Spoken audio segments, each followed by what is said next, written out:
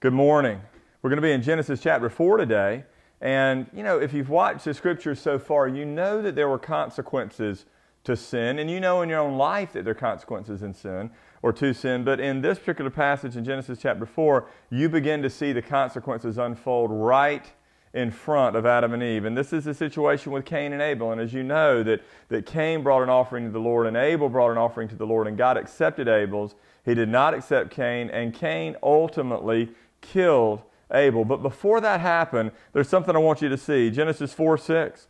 The Lord comes to Cain in His grace and mercy, even before Cain has murdered his brother. And He says, Cain, why are you angry?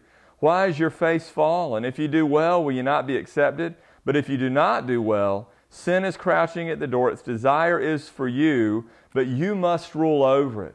God graciously comes down to Cain and He says, Cain, you better be careful.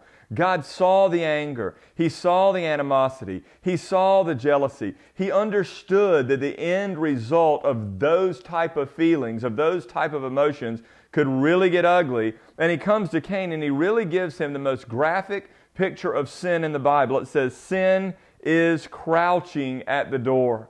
Now, I hope you understand that this is true for you as well. That every day that we wake up in the morning, Paul said he died daily, that I am crucified with Christ. It's no longer I who live, but Christ who lives in me. That you and I need to die to these things that want to rule over us. Your sin wants to master you.